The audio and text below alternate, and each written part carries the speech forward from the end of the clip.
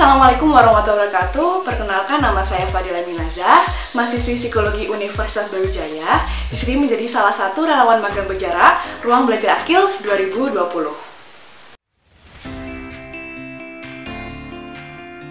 Ketika awal pandemi merasa kaget karena nggak percaya semua itu harus beralih menjadi online gitu. Karena dulu juga semua pekerjaan itu dilakukan secara tatap muka dan butuh koordinasi, entah itu dari dosen, dari kakak tingkat, dari teman sebaya yang harus koordinasi secara langsung seperti itu. Nah, kegiatan tersebut tuh berefek pada fisik seperti pusing, terus kecapean lihat layar, terus juga bisa ngefek ke mental seperti bosan, frustasi, takut akan ketidakpastian dan lain sebagainya. Nah, bentuk ketidakpastian ini banyak sekali. Nah, kalau misalnya dari konteks COVID-19, banyak sekali orang yang merasa bahwa jangan-jangan nanti saya akan terinfeksi, seperti apa gitu. Nah, kalau misalnya di konteks peran saya, yakni menjadi mahasiswa tingkat akhir, ini bingung sekali untuk melaksanakan kewajiban magang dan skripsi. Nah, kebutuhan belajar tersebut dapat diperoleh melalui Ruang Belajar Akil. Menjadi relawan Ruang Belajar Akil merupakan mimpi saya sejak menjadi mahasiswa baru. Saat itu saya diajak cutting saya untuk melihat-lihat dan mengikuti salah satu program di Ruang Belajar Akil. Nah, ketika itu saya memandang Ruang Belajar Akil adalah lembaga yang unik sehingga saya tertarik menjadi bagian darinya. Kegiatan magang dimulai pukul 7.50 dengan menyampaikan rencana kegiatan harian. Kita juga diajak untuk terlibat dalam berbagai kegiatan seperti menjadi host, notulis, fasilitator, dokumentasi, membacakan dongeng, sampai mengurus laporan magang kita sendiri. Hasil dari progres tersebut disampaikan pukul 11.15 dan 15.30. Ada jeda istirahat yang cukup pukul 11.30 sampai 12.30. Untuk memulai kegiatan di siang hari, biasanya kita akan melemparkan pertanyaan yang akan dijawab oleh seluruh relawan magang berjarak pukul 12.30. Bagian uniknya adalah setiap kali kami selesai chat, kami perlu menyisipkan tanda pagar untuk menandakan bahwa kami sudah selesai berbicara. Wah, ini pertanyaan menarik, karena kita punya banyak sekali peran dalam hidup kita.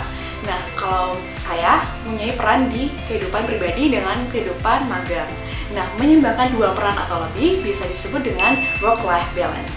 Dari proses magang yang saya lalui, ada beberapa hal yang saya pelajari untuk menyeimbangkannya. Yang pertama adalah, seperti hanya ujian, kita perlu belajar terlebih dahulu. Nah, kalau misalnya nggak belajar, apakah boleh? Boleh saja, tapi jangan sampai kecewa kalau misalnya hasilnya tidak maksimal. Nah, seperti hanya dengan ujian, kita perlu menyiapkan diri kita untuk menghadapi hari kita, seperti makan, mandi, bersihkan ruangan, dan lain sebagainya. Nah, yang kedua adalah dengan memisahkan tempat tidur dengan tempat kita bekerja. Tempat tidur adalah untuk kita istirahat, dan tempat kita bekerja adalah untuk kita fokus menyelesaikan tugas-tugas kita.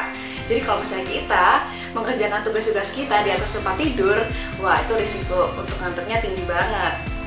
Yang ketiga adalah yang biasa teman-teman magang lakukan dalam memulai kegiatan di Ruang Belajar Akil, yakni menyampaikan rencana harian dan berprogres sekecil apapun itu.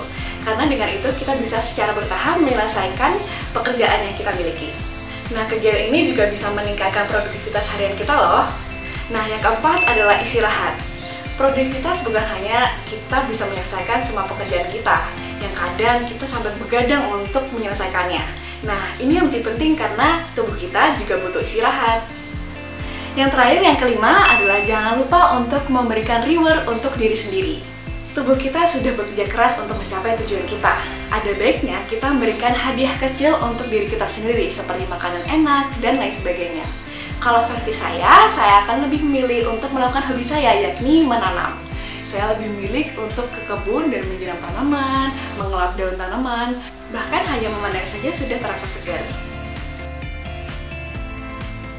Selain hal tersebut, saya juga belajar mengenai konsep berpikir, yakni baca lagi, tulis, diskusikan.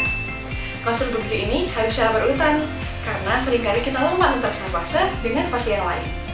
Misalnya, setelah kita baca, kita lupa untuk baca lagi, tapi kita langsung tulis dan diskusikan. Konsep berpikir ini akan membantu kita untuk fokus dan pendalaman materi yang sangat matang. Seru banget menjadi bagian dari Ruang Belajar Akil. Di sini kita mendapatkan banyak sekali insight setiap harinya, dan kita juga dilibatkan dalam beberapa kegiatan yang awalnya terasa menakutkan, tapi didukung oleh lingkungan yang baik untuk terus belajar sehingga kita bisa menyelesaikannya. Oke, yang terakhir pesan ya. Belajar bukan hanya lewat bangku kuliah saja. Kita bisa belajar dimanapun dan kapanpun. Misalnya, dari anak kecil, dari masyarakat, dan lain sebagainya.